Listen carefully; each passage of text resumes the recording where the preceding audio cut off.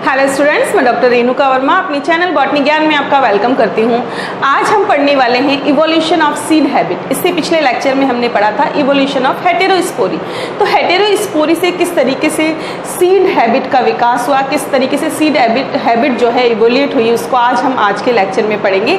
लेकिन इससे पहले अगर आप मेरे चैनल पर नए हैं तो प्लीज़ मेरे चैनल को सब्सक्राइब कर दीजिए और बेल बटन दबाकर नोटिफिकेशन जरूर स्टार्ट कर दीजिए। और अगर आपको लगता है कि मेरे वीडियोस हेल्पफुल है और लोगों के भी काम आ सकते हैं तो ये वीडियोस उन तक जरूर पहुंचाएं, लाइक एंड शेयर जरूर करें। तो स्टार्ट करते हैं आज का टॉपिक, जो कि बीएससी, एमएससी और आरपीएससी असिस्टेंट प्रोफेसर बॉटनी के पेपर फर्स्ट की यूनिट 5 का टॉपिक है। तो ये है इवोल्यूशन ऑफ सीड हैबिट। देखिए, हमने जो जाना था वो हमने क्या देखा था कि आज के ज़माने में अगर हम एंजियोस्पर्म्स की बात करें तो एंजियोस्पर्म्स जो हैं उनकी लाइफ का जो सबसे मेन इंपॉर्टेंट फीचर जो है वो होता है सीड का प्रोडक्शन। क्यों होता है? क्योंकि सीड जो है वो उनकी आगे आने वाली पूरी की पूरी लाइफ को कैप्चर करके रखता है, स्टोर करके रखता है और एक तरीके से उसकी जो आगे आने वाली जो जनरेशन्स हैं उसकी सिक्योरिटी को बढ़ाता है। तो सीड अगर नहीं होगा तो अब हालांकि अब तो काफ़ी सारे मेथड आ गए हैं, जिसे हम वेजिटेटिव रिप्रोडक्शन मेथड है या फिर टिश्यू कल्चर है, लेकिन अगर हम नेचुरल वे ऑफ रिप्रोडक्शन की बात करें तो उसके अंदर सीड जो है बहुत ही इंपॉर्टेंट होता है। तो अगर सीड इंपॉर्टेंट है तो सीड का होना और उसका जो इवोल्यूशन हुआ है वो भी एक प्लांट की लाइफ में बहुत ही इंपॉर्टेंट फीचर रखता है। ठीक है, अब जो रिप्रोडक्टिव सिस्टम में चेंजेस हुए, पहले जो वेस्कुलर प्लांट थे उनके अंदर सीड डेवलप नहीं होते थे, लेकिन धीरे धीरे उनके अंदर जो है चेंजेस आए, उनका रिप्रोडक्शन सिस्टम जो है वो चेंज हुआ और धीरे धीरे अगर हम बात करें वेस्कुलर प्लांट्स की, तो वेस्कुलर प्लांट्स जो हैं वो 390 मिलियन ईयर्स अगो जो हैं वो मिलते थे, उससे पहले ये नहीं मिलते थे।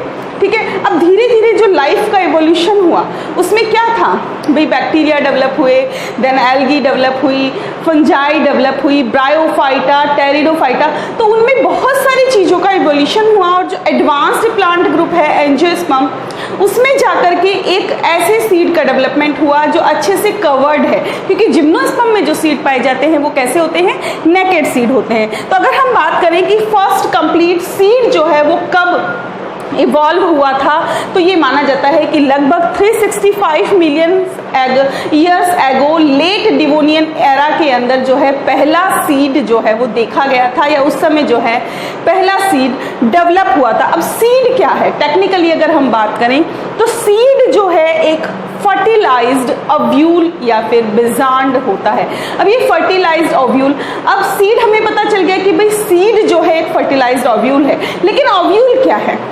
ओव्यूल जो है एक इनडेहिसेंट इंटेगमेंट मेगा स्पोरेंजियम है, यानी कि ऐसी मेगा स्पोरेंजियम जिसमें डेहिसेंस नहीं हुआ है और जिसके अंदर टैगमेंट यानी कि अध्यावरण पाए जाते हैं। इसमें जो टैगमेंट पाए जाते हैं इनकी संख्या जो है अलग अलग होती है। अगर एक सिंगल इंटैगमेंट प्रेजेंट है तो उसको यूनिटैगमिक कहेंगे, 2 हैं तो उसको बाईटैगमिक कहेंगे। ये यूनिटैगमेंट जो हैं ये अलग अलग लेयर्स से मिलकर के बने हुए होते हैं, जिनको हमने हेटेरोस्पोरी के अंदर डिस्कस किया था। ठीक है, ये इंटैगमेंट जो है एक प्रकार की स्पेसिफिक प्रोटेक्टिव कवरिंग होती है, जो आगे चल के जब सीड का डेवलपमेंट हो गया तो ये इंटैगमेंट जो है वो सीड कोट के अंदर कन्वर्ट हो गई।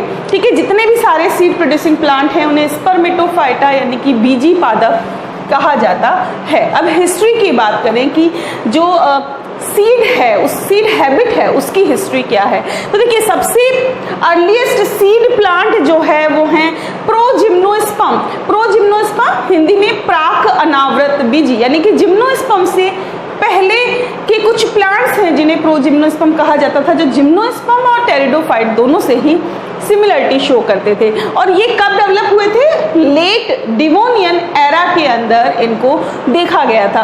प्रोजिम्नोस्पर्म फॉसिल जो हैं वो वेजिटेटिव मॉर्फोलॉजीज और शो करते हैं सीड प्लांट के साथ में। तो हम ये कह सकते हैं कि ये जो है एंजियोस्पर्म से काफी समानता रखते हैं, एंजियोस्पर्म और जिम्नोस्पर्म, क्योंकि दोनों ही सीड प्लांट हैं। तो इनका जो वेजिटेटिव पार्ट है या वेजिटेटिव मॉर्फोलॉजी जो है वो काफी कुछ तक सीड प्लांट से जो है सिमिलरिटी शो करती है। लेकिन सारे के सारे प्रोजिम्नोस्पर्म के लिए हम ये चीज नहीं कह सकते कि सारे के सारे जिम्नोस्पर्म जो है उनमें सीड पाए जाते, नहीं, उनमें सब में सीड नहीं पाए जाते, ना ही सीड लाइक स्ट्रक्चर पाए जाते हैं, यानी कि ओव्यूल और प्री ओव्यूल भी सभी प्रोजिम्नोस्पर्म में नहीं पाए जाते।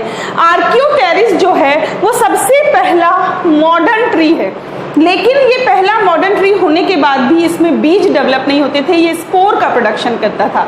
लेकिन इसमें एक इवोल्यूशनरी ट्रेंड ये देखा गया था कि जो आर्कियोटेरिस है इसके अंदर हेटेरोस्पोरी पाई जाती थी, यानी कि इसके अंदर हेटेरोस्पोर्स का प्रोडक्शन होता था।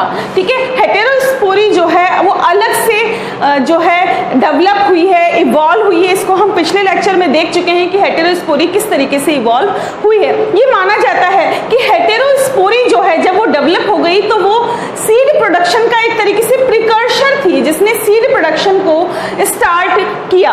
प्रोजिम्नोस्पर्म जो है उन्हें सीड प्लांट का एंसेस्टर यानी कि पूर्वज माना जाता है, कि सीड प्लांट जो है उन्हीं प्रोजिम्नोस्पर्म से डेवलप हुए हैं। सीड बेरिंग सीड फर्न जो है उनके फॉसिल्स देखे गए जिनमें सीड लाइक स्ट्रक्चर देखे गए, यानी कि ऐसी फर्न जिनमें सीड लाइक स्ट्रक्चर पाए जाते थे उन्हें हम नहीं कह सकते कि सीड हैं, बट सीड लाइक स्ट्रक्चर उनके अंदर पाए जाते थे जो कि लेजिनोटेरेप्सिडा के अंदर पाई जाती है। सीड जो हैं वो या तो एक ही बार इवॉल्व हुए हैं या अलग अलग टाइम में अलग अलग तरीके से सीड का इवोल्यूशन देखा गया है। अब देखें कि सीड हैबिट का ओरिजिन जो है वो किस प्रकार से हुआ। देखिए, स्टीवर्ट एंड रॉथवेल जो है इन्होंने 1993 में एक थ्योरी प्रपोज की, जिसके हिसाब से इन्होंने ये कहा कि सीड हैबिट जो है वो किसी भी एक फिनोमिनन को नहीं कह सकते। सीड हैबिट जो है वो सीक्वेंस ऑफ फिनोमिनन है, यानी कि जिसके अंदर क्रम से कुछ घटनाएं होती हैं जिससे जाकर के एंड में सीड जो है वो डेवलप हुआ है।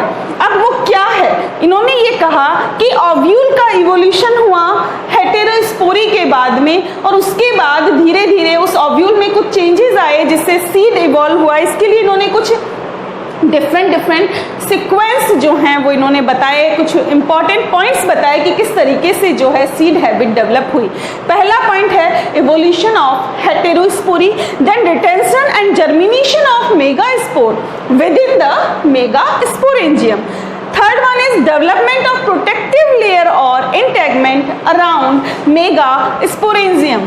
Fourth is reduction to a single functional megaspore per sporangium. Then development of an embryo sac within the sporangium. And last one is modification of distal end of megasporangia for pollen capture. यानी कि धीरे धीरे जो है पहले megasporangia ovule में develop हुई, उसके बाद उसके ऊपर कवरिंग हुई, प्रोटेक्शन लेयर आई, फिर उसके बाद धीरे धीरे जो है फंक्शनल मेगास्पोर जो हैं उनकी संख्या में कमी आई, देन एम्ब्रियो सेक का फॉर्मेशन हुआ, और लास्ट में जो है पॉलन कैप्चर के लिए मेगास्पोरेंजियम जो है उसके अंदर कुछ चेंजेस आए। ठीक है, अब हमें ऐसे जो है फॉसिल प्लांट मिले तो हैं जिनमें सीड लाइक स्ट्रक्चर पाए जाते हैं, लेकिन ये जो है रिकॉर्ड वो इनकम्प्लीट रिकॉर्ड है, जिसमें कंप्लीट हम नहीं कह सकते कि भाई इस तरीके से सीड का इवोल्यूशन हुआ है।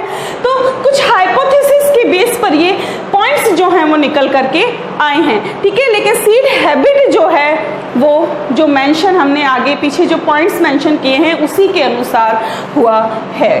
अब देखिए कुछ इस तरीके से सीड हैबिट का इवोल्यूशन हुआ। ये पिक्चर मैंने आपको हेटेरोस्पोरी में भी दिखाई थी। ये एक स्पोरेंजिया है, होमोस्पोरस कंडीशन है जिसमें सिमिलर स्ट्रक्चर की स्पोर्स जो हैं वो एक ही स्पोरेंजिया में प्रेजेंट है। इसके बाद धीरे धीरे जब इवोल्यूशन हुआ तो होमोस्पोरी से हेटेरोस्पोरी डेवलप हुई, जिसमें माइक्रोस्पोरेंजियम में न्यूमरस माइक्रोस्पोर्स प्रेजेंट थे, जबकि मेगास्पोरेंजियम में कम संख्या में मेगास्पोर्स जो हैं प्रेजेंट थे।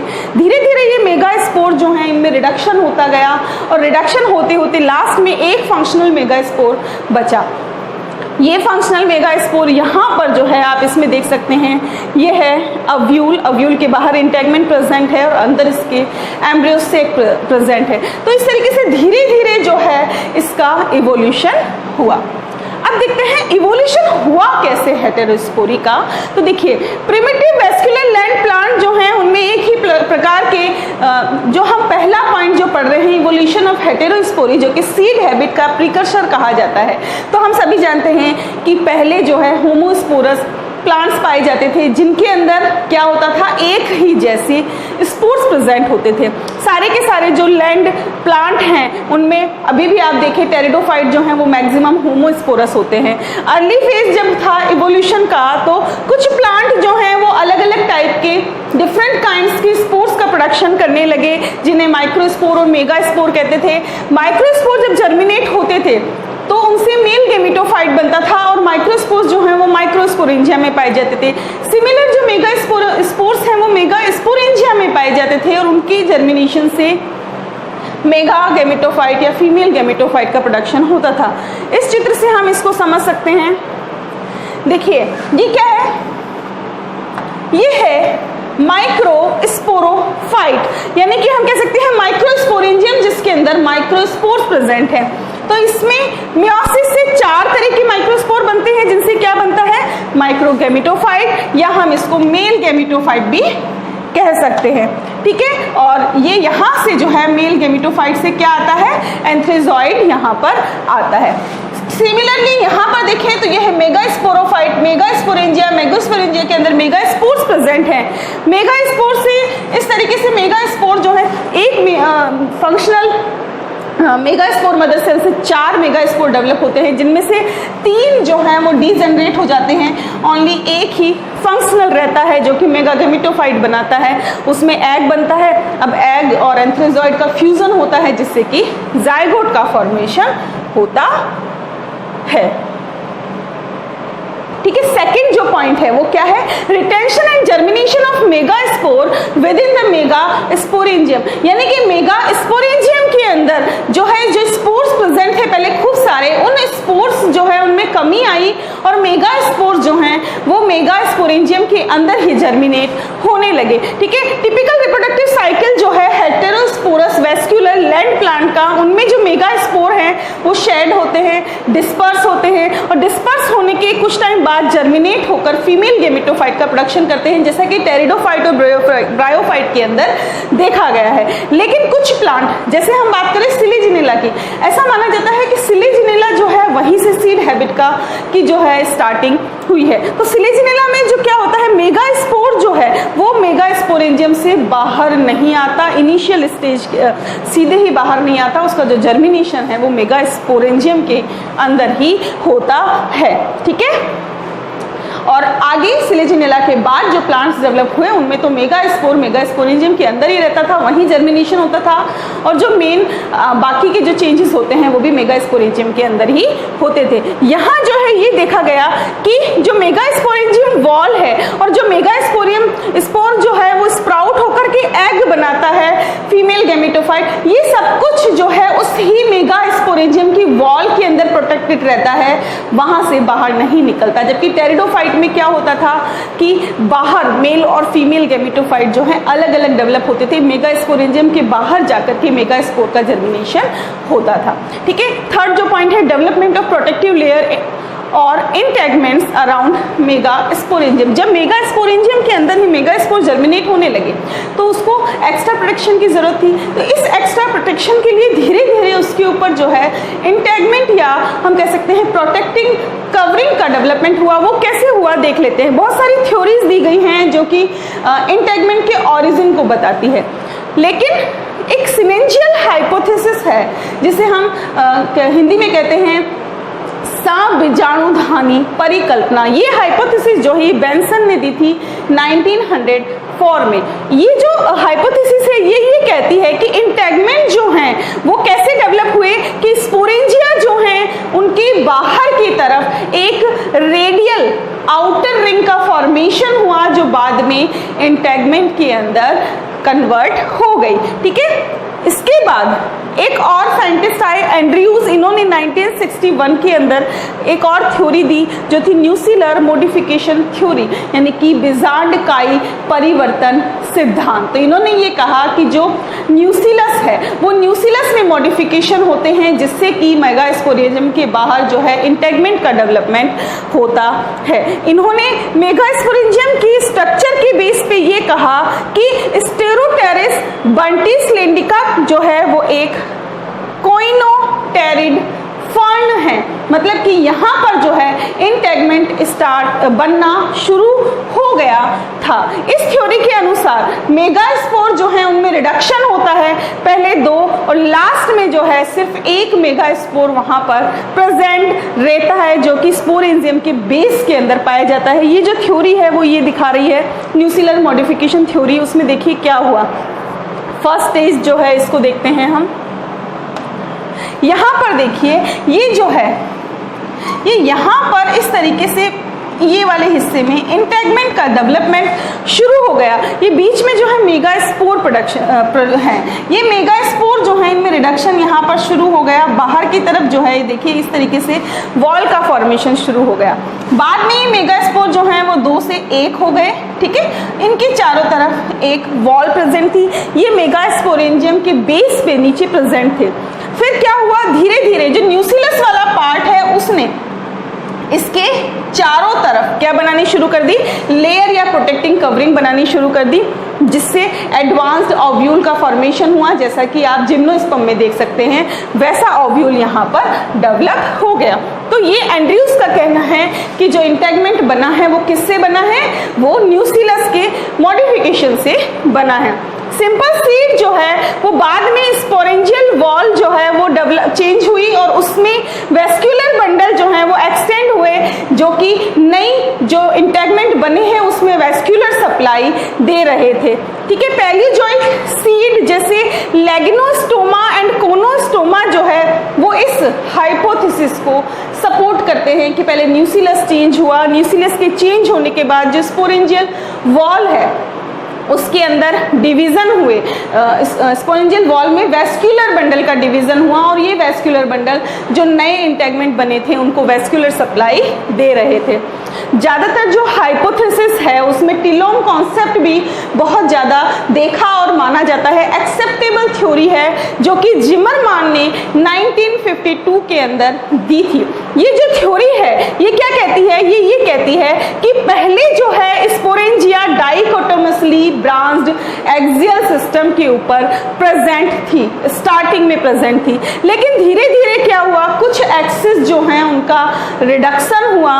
रिडक्शन के बाद स्पोरेंजिया जो हैं उनके टिलोम्स जो हैं स्टेराइल टिलोम वो एग्रीगेट हो गए और उसके बाद धीरे धीरे इन टिलोम्स का फ्यूजन हो गया। यानी कि जो पहले तो क्या था कि टर्मिनल डाइकोटोमसली टर्मिनल ब्रांचेस के ऊपर स्पोरेंजिया प्रेजेंट थी, उसके बाद उनका रिडक्शन हुआ और ये जो एक्सिस थी जिनका रिडक्शन हुआ वहां पर टिलोम का फॉर्मेशन हुआ।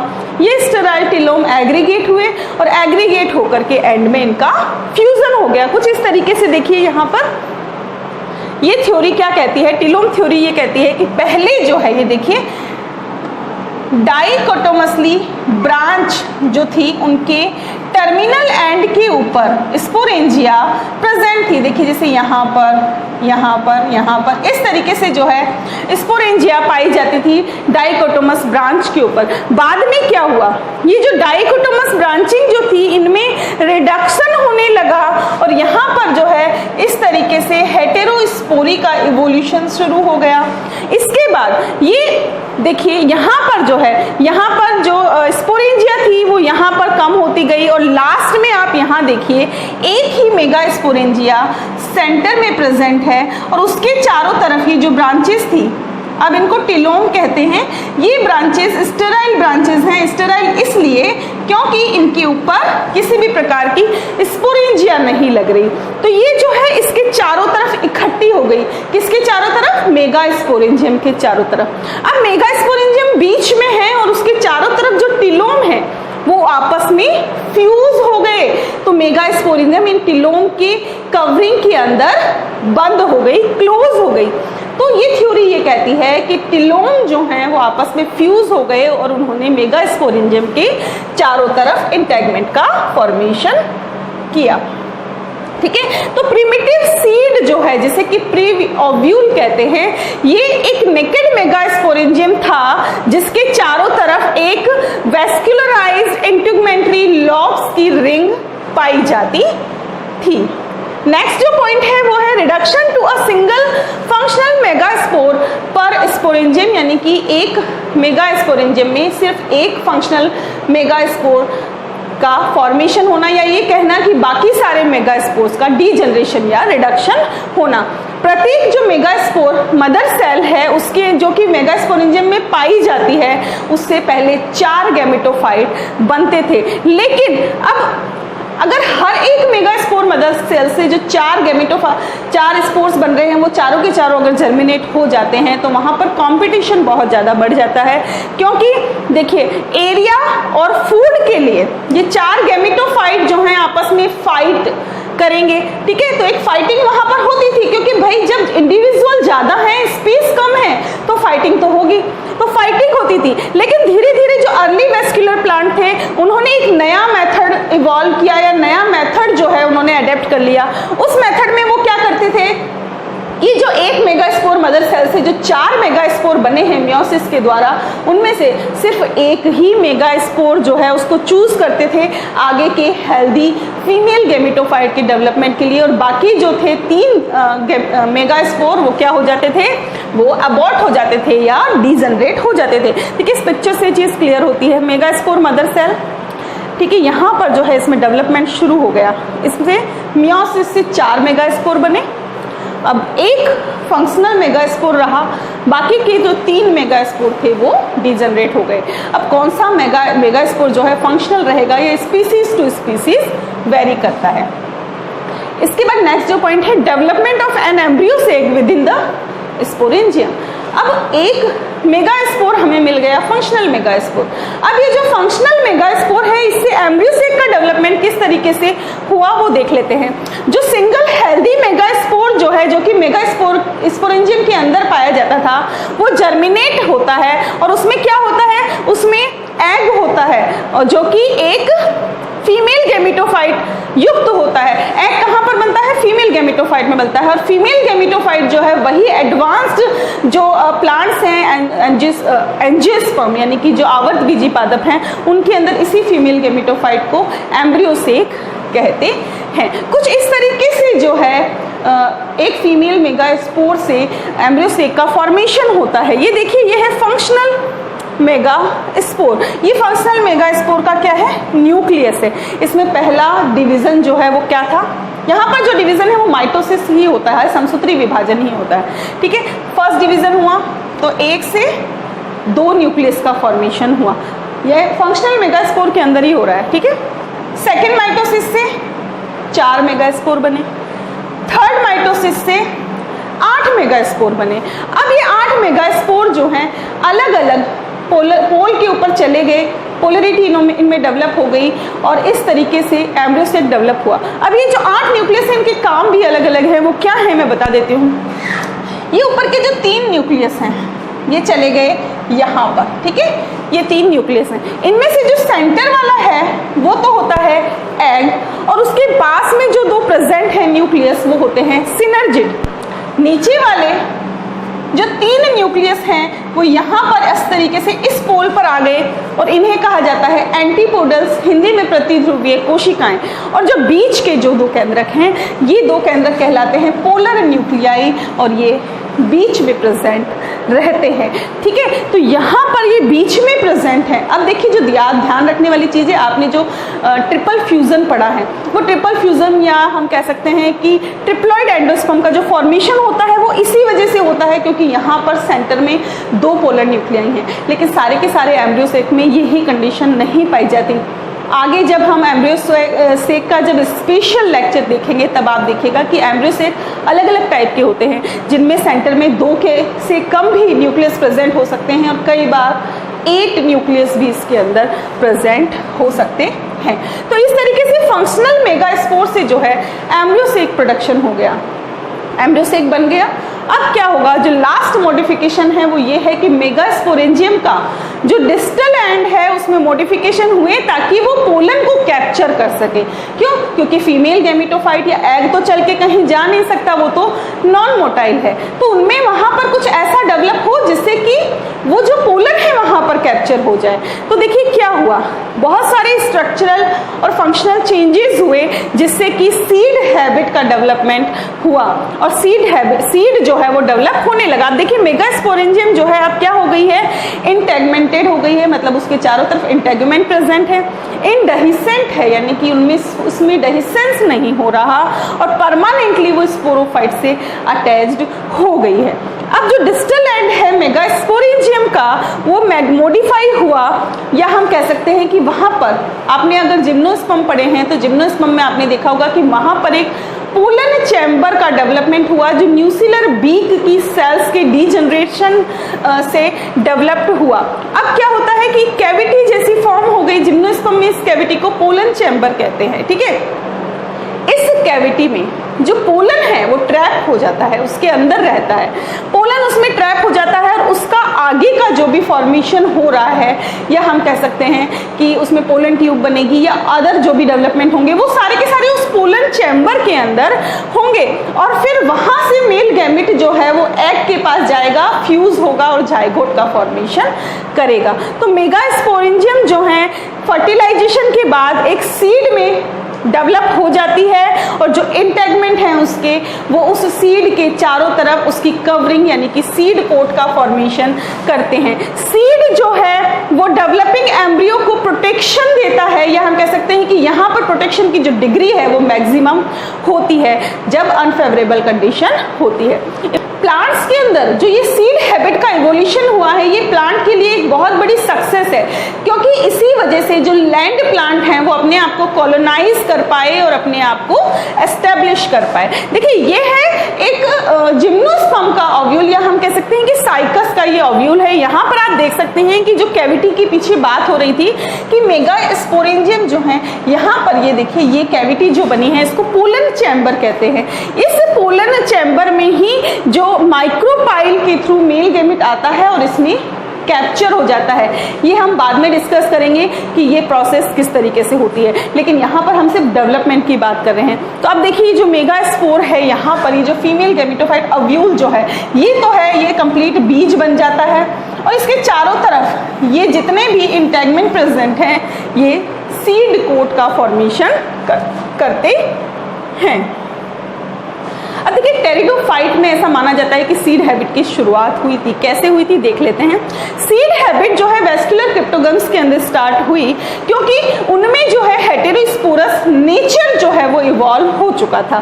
सिलिजिनेला जो एक मोस्ट इंपॉर्टेंट जीनस है टेरिडोफाइट का, ये माना जाता है कि ये हेटेरोस्पोरस टेरिडोफाइट का वो जीनस है जिसमें सीड हैबिट की शुरुआत हुई थी। सारी की सारी जो सिलिजिनेला स्पीसीज हैं वो हेटेरोस्पोरस होती हैं।